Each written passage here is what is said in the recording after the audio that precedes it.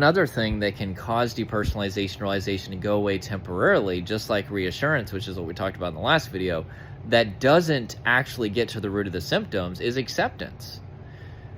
I love acceptance. I teach my clients acceptance, but it's such a small part of what I actually teach them. Okay?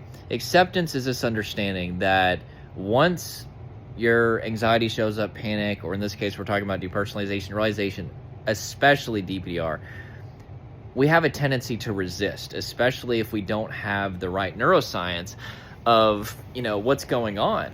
And that resistance becomes a layer of stress that prevents our nervous system from downregulating. Okay? And so acceptance comes in and says, okay, stop resisting and start inviting.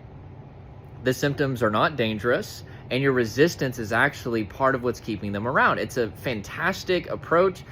It's incomplete, but it is a good approach, at least to addressing resistance, even though it is presented as all you need to do, which is problematic. But it transforms people's lives.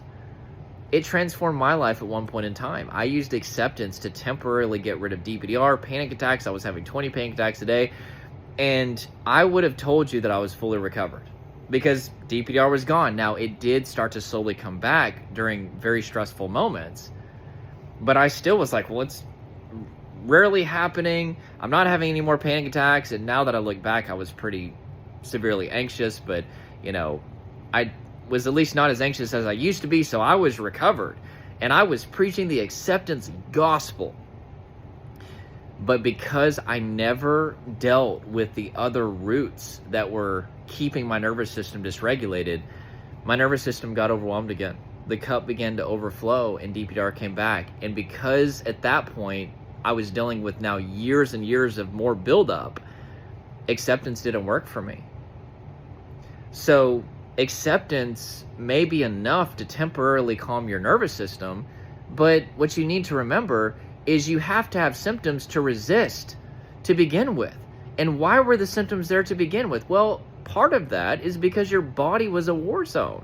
And if you never get in tune with your body and you don't start to release the tension, adrenaline, emotion from the body, and if you don't make appropriate lifestyle adjustments to make sure that you're listening to your body and giving your body what it needs, what do you think is going to happen? And I love that you shaved off the layer of resistance. That's something that we needed to do. But you never dealt with the reason that the symptoms were there to begin with, which means that even though you calmed your nervous system temporarily and it's not overwhelmed anymore, that doesn't mean that it's going to last. We have to get back in the body. We have to befriend the body. It is not optional if we want to get to full recovery.